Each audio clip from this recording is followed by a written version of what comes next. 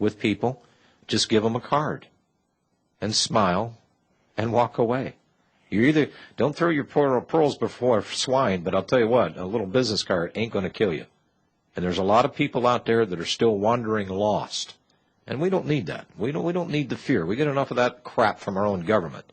We need to stand united, but more importantly, we have to be educated and prepared. I thank you for your call, Ken. Steve in Ohio. Hello, Steve. Good evening, gentlemen. Good evening. And also, John, don't forget, in my emails, I mention Republic Broadcasting quite often. Yes. As a matter of fact, every email I send out. I've noticed that, Steve, and I thank you for that. So that's an ideal way to spread the word. John, first of all, I want to thank Republic for the coverage of the Tiger Woods bimbo eruptions none of the time. Damn, I forgot. Yeah. And, I'm kind of curious. They're saying that we have 30,000 troops that are going to be going to Afghanistan. Uh-huh. How do we know that it's just 30,000? Well, you have to have the full faith in your government that they're telling you anything close to the semblance of truth. I would have no way to verify that. Okay, because, they've been lying to us about the unemployment rate. Right. They said it was, 10.2% when it's actually between 22 and 25? Yeah, well, Steve, just start at the opposite end of that spectrum. What have they told you the truth about? That's a shorter list. Yeah, exactly. Now, what I'm thinking, and I don't know if Bob or Robbie would agree with me on this, but maybe they're evacuating U.S. troops out of the United States, sending them. I mean, look, we've got troops in, 135 countries in the world? Yes, we have. And where are our troops in America? Well, I just got a little tidbit of information yesterday, and I won't mention the city's name, but it's right here in Texas outside of Dallas, that the police chief and those assembled in the little police department are now merging with the feds, and they're going to be taking their orders from the feds. Now, I'm going to verify the story. It came from a real good source. And, if you thought by the stories out there of watching the military cooperating with police for emergency purposes, if you bought that bag of doo-doo, you're likely to buy anything. But these departments are becoming mundialized or incorporated into the federal police. Are they doing it here in Arizona? Yeah. They're setting up permanent roadblocks in Tucson. Well, let me just put this forth, and you can, I don't know. But anyway, I'm thinking that they are getting ready to drop the boom on the economy. I mean, look at gold and silver prices. They're trying their best to keep them down, but it ain't working. And they know that the economy is going to implode. It was designed to do that from the very beginning. So what I'm thinking is they know that the economy is going down big time very soon. And they are getting all of the American troops out. Yeah, you can be an oath keeper, but what good is that going to do when you're over in Afghanistan or Iraq or Iran or in the Middle East? Well, do you realize how many unactive or inactive military and police that there are that are paying attention to the oath keepers? This is why they're being splashed on the national news and being derided by CNN as being a bunch of kooks and anti-American people. There's a lot. Look, between the retired military, retired police, and active military that still are here, and active police, there's a whole lot of these good old boys that are looking and going, you doing what?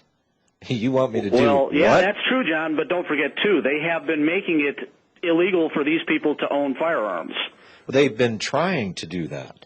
They have been, and they've been successful in some instances. And don't forget about the hunters out there with their scoped 30-06s that can pick a dingleberry off a gnat's butt at 500 yards. That's me. And by the way, I would recommend that people invest in two things: poultry and oil. Poultry and oil. Yep, because with poultry you get feathers, and with oil you get tar. But don't forget the matches. Because that's what that's what the writers of history have always left out. The tar and feathering. But what they really Yeah. did after they tarred and feathered, they lit them. Yeah, And- those guys never survived. That's right, they didn't. I'll let you guys go. Thanks, appreciate it. Where am I at here? Okay, Mark in Texas. Hello, Mark. You could take the poultry and sling it around your head like a blooming idiot. But anyway, let's don't go there. What I heard on a movie the other night was Yeah.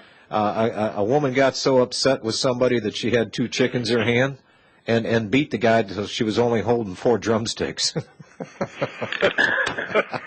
That cracked me up. I don't know why I mentioned it. Yeah, she's a dark meat connoisseur. There you go. That's what it is. Hey, let's see. We got hostages in Iran. We're increasing the debt ceiling. How much longer till we put up solar panels back on the White House? Dell, Have we been down this road before? hey, just FYI, down here in Round Rock, Texas, Dell has put out their solar panels in the parking lot, and I drove by and I thought, oh, they put up awnings for the people. No, they're solar panels, and it probably generates a whole 20 watts or something. But they're going green. Did you hear today that the banksters are starting to go packing now? How do you mean? It was in Bloomberg. They're all getting gun permits. The bankers? Yeah. Yep, that's right. Yeah. Is this good stuff? They know what's coming, Well, Bob, but we're well trained and they're not. By the way, I failed to mention this. Bob, did you catch the case of Deutsche Bank going after Bank of America? It's a case in the Southern District of New York.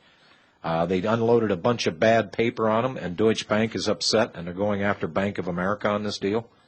Well, it's taken 2 years for any of these lawsuits to move forward, and they're really starting. You've got that one there, and you've got a couple of states, 2 or 3 states that are filing against the rating companies, and Moody's and S&P and Fitch think they're going to use previous law cases to get around this, and they're not going to be able to. And they're going out of business. Well, and then, I don't know what kind of a system they're going to have in the future, but, they were all sleeping with each other, and now the game's over. There's going to be tremendous changes, and if Wall Street thinks they're going to outgun us, they're mistaken. well, and I'm just wondering here, Mark, the bankers getting guns, it's probably not for the errant person that's mad at them, the common citizenry out there on the street. Maybe they're arming themselves against each other. Well, the first sentence in the Bloomberg article was he was interviewing this friend of his that says, "I just wrote my first reference for a gun permit," said a friend, "who told me of swearing to the good character of a Goldman Sachs Group Incorporated banker." The good How good character? now that right there doesn't make any sense to me. Good character of Where did Goldman that come Sachs? from? Goldman Sachs. It was Hank Paulson that told him to say that.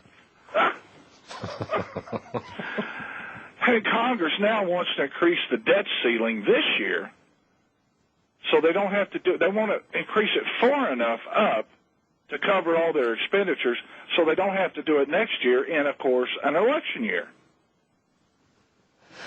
Guys, we got more problems. We can't even shake a stick at this thing. Well, and all centered in Washington, D.C., but I'll tell you what, part of the problem here, Mark, is the state's governors and aren't getting together and going, you know what, we're not taking this crap no more. I'm waiting for the governors to start to move here, and they're the ones that are reeling from the... See, they'll vote themselves any kind of money they need in Washington, D.C., but everybody else, government, state governments, and everybody underneath that is left to fend for themselves. And I'm waiting for these governors to just get a little moxie going here and saying, you know what, enough is enough. Don't give me a 10th Amendment resolution. Give me something solid like, hey, Fed, you're out of here, man. Well, I wonder what percentage of that TARP money went to individuals to swear to the good character of a Goldman Sachs employee. Somebody got bought off on this deal. Oh, there's a whole lot of people got bought off. But let's not have an audit, because then we'll find out exactly who got paid off, when, and how much. Talk to you soon, guys. They're telling Goldman Sachs employees not to have Christmas parties in large groups. Must be because of the swine flu. Oh, that's right. There's another issue that never came to fruition. Let me see. Global warming is on its heels. Al Gore's running down alleyways. How much more has to blow up in their face where their lies are being revealed that they just give up this lying anymore? They just shut the hell up.